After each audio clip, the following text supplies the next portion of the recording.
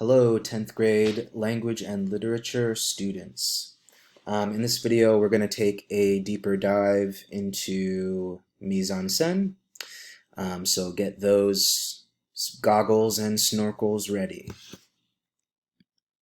That's a corny joke.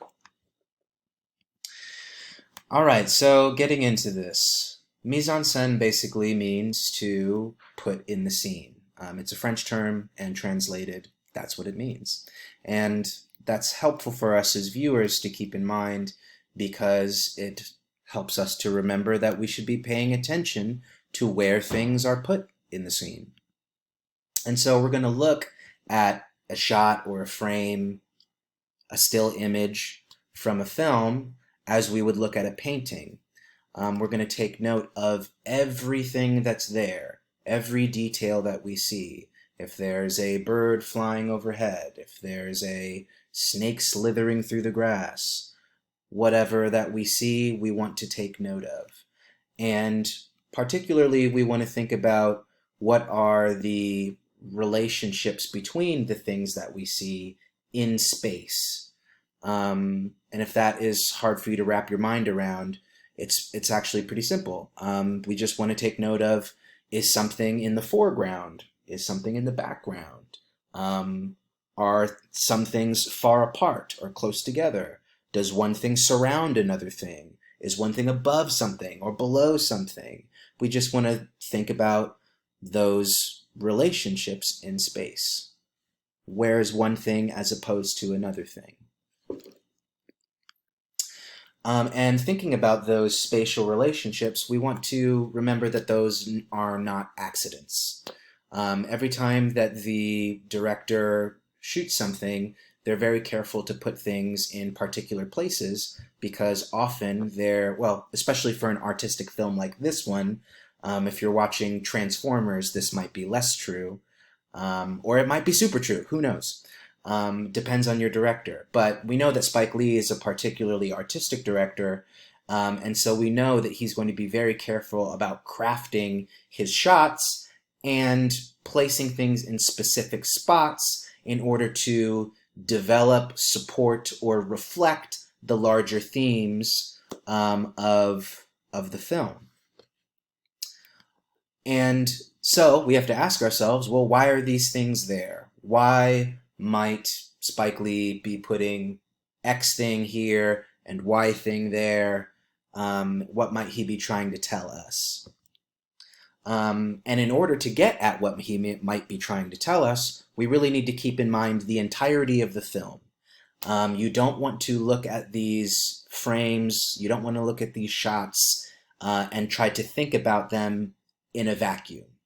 You need to bring to bear all of your knowledge of the film, particularly your knowledge of its themes, as you've seen expressed in the content, or the form, if you're catching stuff from the form, which you should be. And you want to bring that to bear, all of that knowledge, as you're doing your analysis of the mise-en-scène.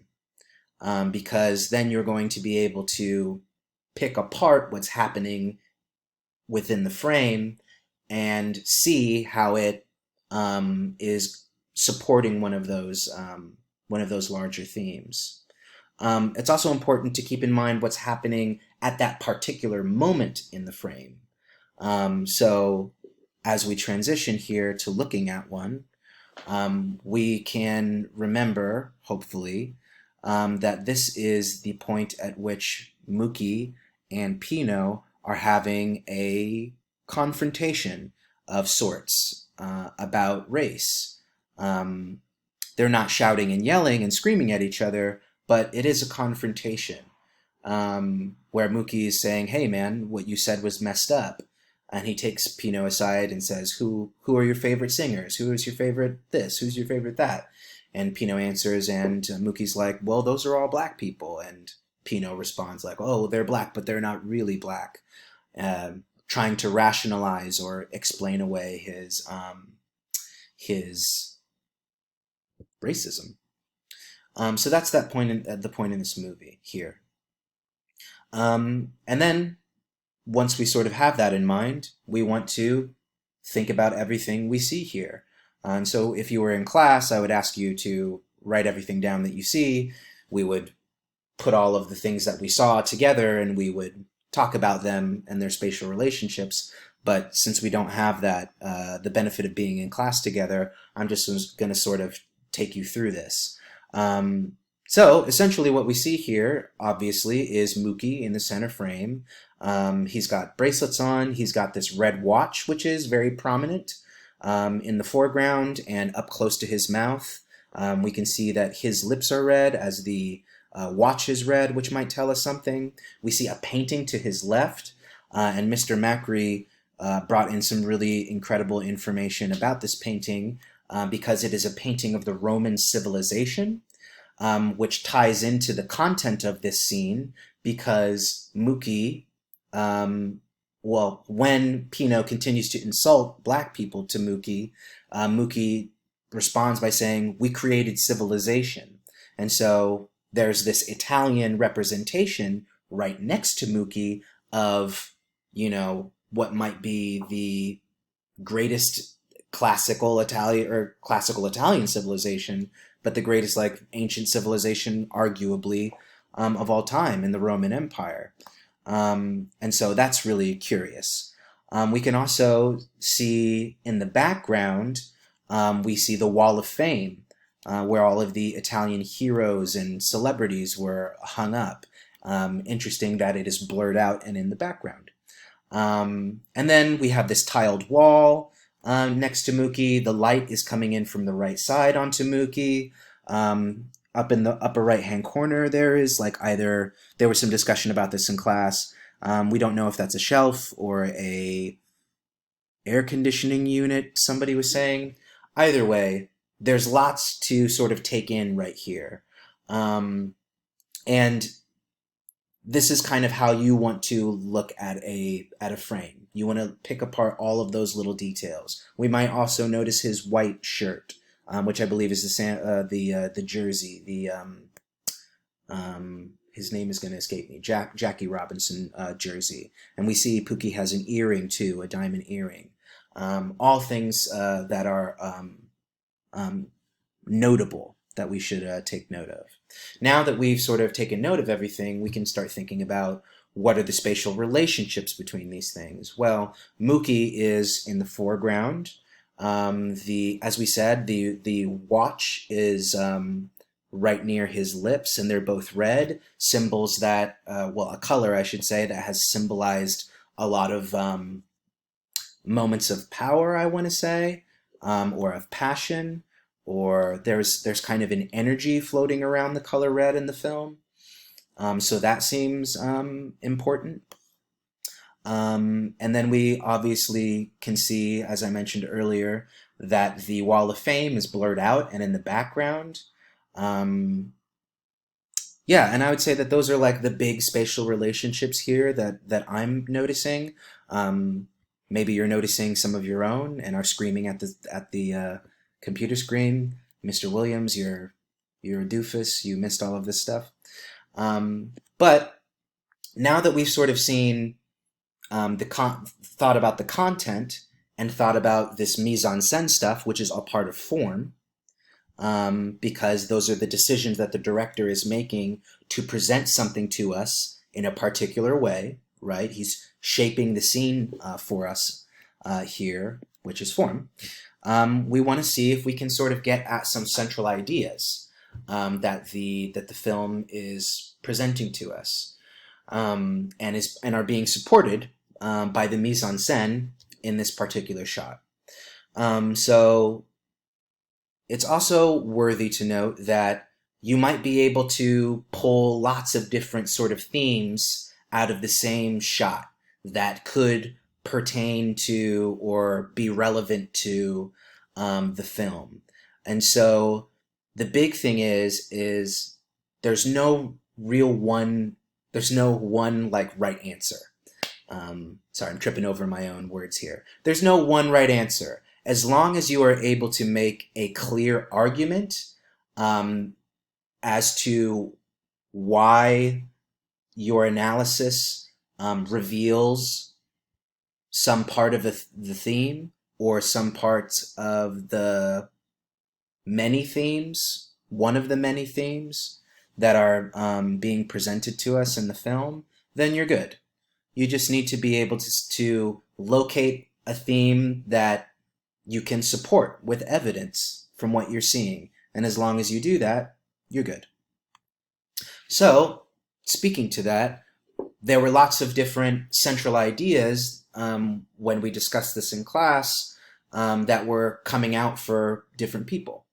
One that Mr. Macri put forth that I thought was really interesting was that the fact that this symbol of strength, energy, with the red watch is so near Mookie's mouth that it's saying something about the power of conversation, the power of dialogue to, if not solve, obviously, racial problems, but allows us to address them in a way that is necessary or needed. So we might say something like a central idea being developed by this scene is the power of language to confront our social problems, right? There's the power of the red color, which highlights the red lips, which highlights the idea of speech being powerful.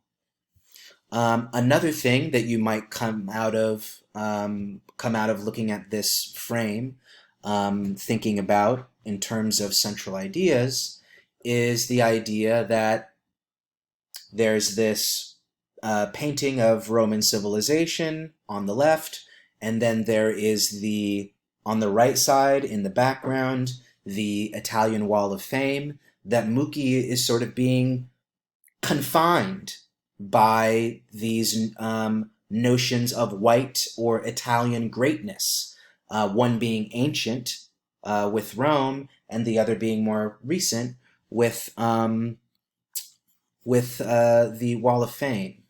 And so and then Mookie is of course defending black people as the founders of civilization. And so we might think of a central idea coming out of this that people who are marginalized, and in this case black people, are always going to be boxed in by the cultural forces of people who are powerful. That marginalized people will always be fighting within the box of the privileged group's cultural power. Another way you might analyze this is that Mookie is at the center here, and he's the most prominent thing that we see, and he is the thing that we're drawn to seeing. And so while he's surrounded by all of this Italian civilization stuff, all of this Italian cultural power, he's the one who sort of we're drawn to. And the fact that the Wall of Fame is blurred out, and that the painting is like only partial, it's fragmented, it's there's just a part of it there, it's cut in some sort of way, might signal to us that there's a central idea here about the need to center the voices of the oppressed when we're having discussions about race, that the other things, the other cultural forces need to be allowed to go into the background or need to be shoved to the side in some way, so that the voices of the people who are truly being oppressed can take center stage, can be prominent. So as you can see, like there's lots of different ways to analyze the mise-en-scène to start pointing towards one of the larger themes that might be bubbling up or related to the larger themes of the film. So I hope that was helpful. Thank you if you sat through this whole video. I know it was long, but I feel like this should put in perspective exactly what we're talking about when we're talking about mise-en-scène. Take care, everybody. I don't know why I did that. That was weird.